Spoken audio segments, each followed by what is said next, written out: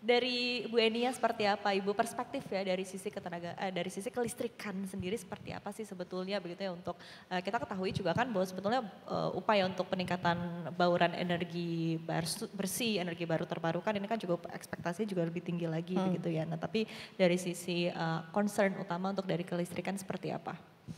Iya Mbak, kami melihatnya dari sisi hilir ya, dari sisi hilir produk-produk yang dihasilkan dari sampah itu sendiri.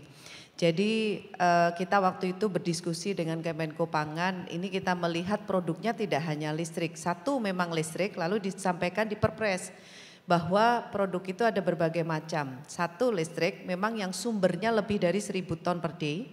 Lalu banyak pertanyaan, kalau lokasi-lokasi lain bagaimana yang di bawah itu? Nah itu kita akomodir di dalam produk yang berupa bisa bioenergi dan satu lagi BBM terbarukan.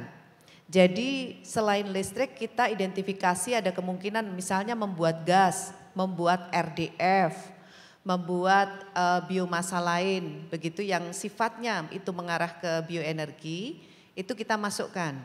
Nah lalu yang ketiga adalah BBM terbarukan karena ada pemilahan-pemilahan plastik khusus dari sampah itu bisa menjadi BBM yang berupa bensin atau solar yang bisa diperjualbelikan juga.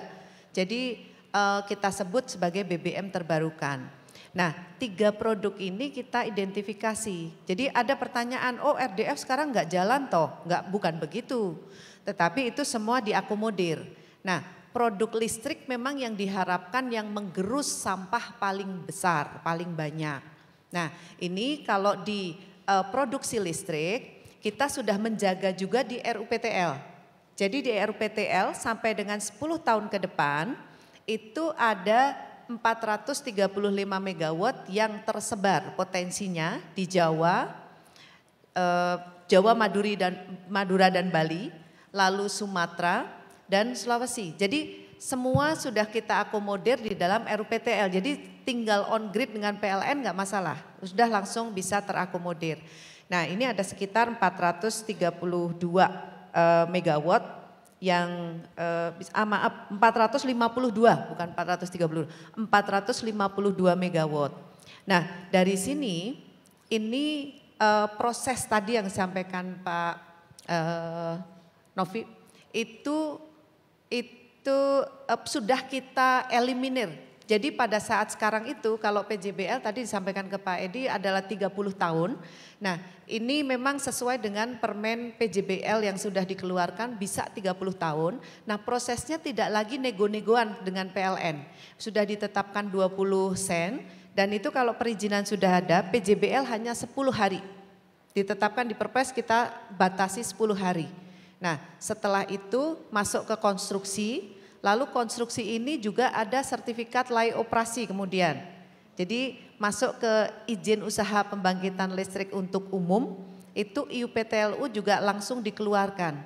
Jadi tidak ada lagi misalnya nego dengan PLN, lalu PLN minta persetujuan ke Menteri SDM, itu sudah nggak ada. Begitu masuk di OSS, ini sudah langsung dikeluarkan perizinan tersebut. Jadi kita terobos, ini belum pernah ada sebetulnya konsep ini. Jadi baru dengan Perpres ini model penjualan tenaga listriknya seperti itu. Jadi sangat mudah setelah ada pemilihan langsung dari Danantara, terus tadi disampaikan ada komitmen Pemda. Setelah itu masuk perizinan ke Kementerian SDM hanya tadi bagian pertama 10 hari, lalu bagian berikutnya tidak lebih dari 7 hari. Jadi itu yang kita lakukan terobosan.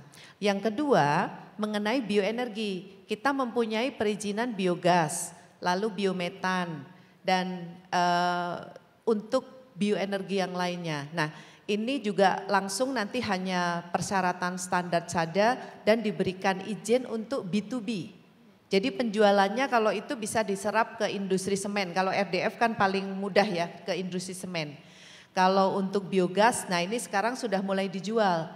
Jadi industri sekarang itu kalau ada kaitan dengan PMA asing, sekarang biometan sudah terjual dengan baik. Dan ini harganya mahal karena dia ada unsur karbon yang bisa diperdagangkan.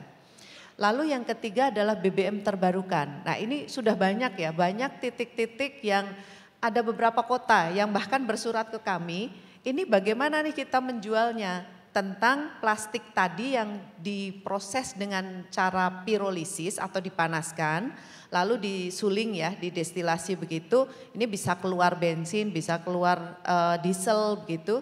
Nah ini bisa diperjualbelikan. Dijualbelikan dengan tadi izinnya hanya melengkapi standar saja. Jadi dianalisis ya di laboratorium mau ada beberapa lab yang bisa, cuman satu kali aja.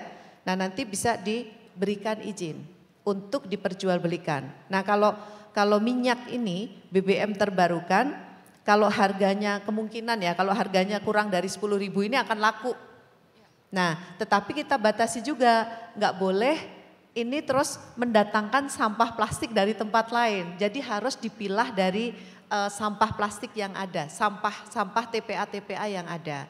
Nah, ini juga menjawab pertanyaan bahwa oh kok saya jadi kota-kota kecil nggak bisa ngapa-ngapain, nggak dapat listrik, bukan begitu. Tapi bisa juga menghabiskan sampah dengan cara pemilahan dan tadi 2 produk tadi bisa dikembangkan, bukan hanya listrik ya. Kalau skala listrik misalnya kalau nggak salah Samarinda itu mau mengolah sampah menjadi listrik tapi skalanya 800 ton per day. Jadi kalau ada memang investor yang mau ke situ ya kita persilahkan juga dan harganya tetap di 20 sen begitu. Oke baik, tapi mungkin sedikit Bu Enia ya menjawab pertanyaan beberapa pihak begitu ya untuk fit in tarif PLN sendiri begitu. Seperti apa Bu? Apakah mungkin ini juga bisa disesuaikan begitu dengan ekspektasi investor ataupun juga pelaku usaha?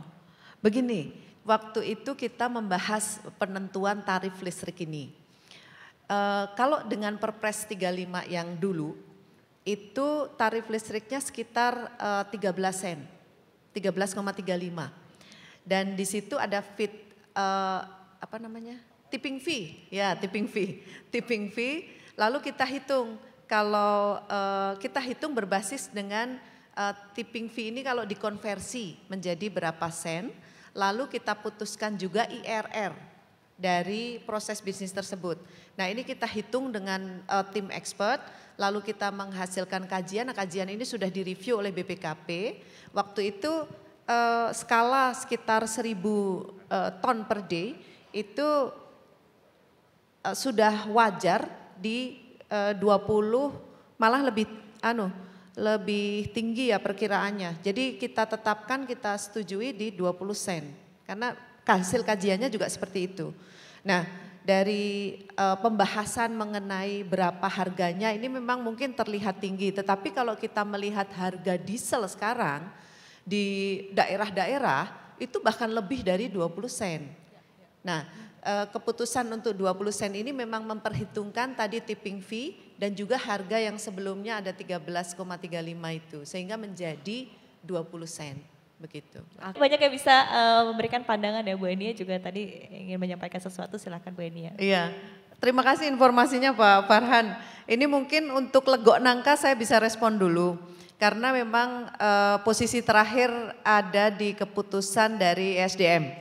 Jadi kami sudah berdiskusi karena ini keluar dari Ketenagalistrikan.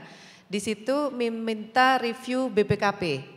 Jadi harga yang diusulkan oleh pihak pengembang harus ditentukan oleh Kementerian SDM karena harganya itu kalau tahun ketiga itu sudah mengikuti Perpres. Jadi 13,35 tetapi ada faktor ya di situ.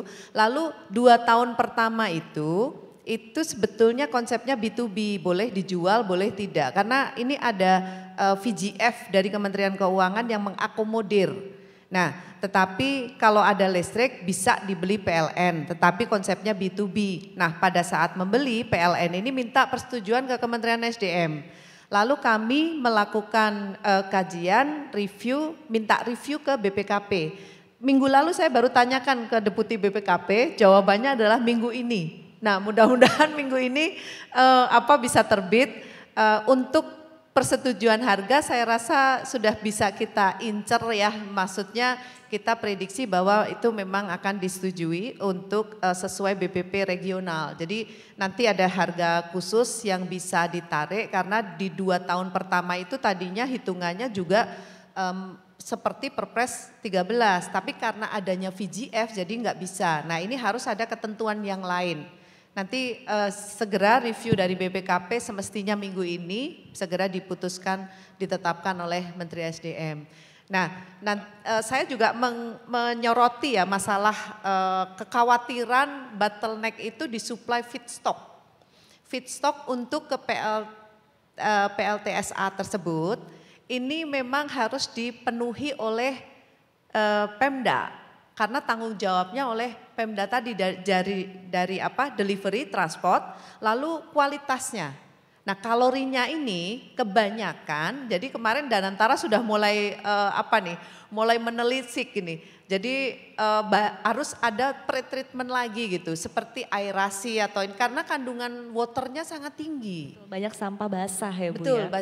sampah basah. Nah ini persyaratan dari PLTSA ini pastinya menginginkan kalor yang tinggi. Nah ini diharapkan ya dengan sedikit-sedikit pemilahan dan ini membantu kualitas sampah tersebut, ini harus dikawal oleh Pemda. Nah kalau ada satu lagi pembelian tenaga listrik dari PLN, karena kita sudah memprediksi itu, di Perpres kita sudah cantumkan bahwa berapapun listrik yang didelivery ke PLN, PLN membeli dan tidak ada penalti. Biasanya ada penalti, ada kontrak berapa kalau tidak memenuhi itu dipenalti. Nah ini tidak ada penalti. Jadi ada satu sisi yang kita tetapkan seperti itu untuk memudahkan. Jadi kecepatan untuk menghabiskan sampah ini diharapkan sesegera mungkin begitu.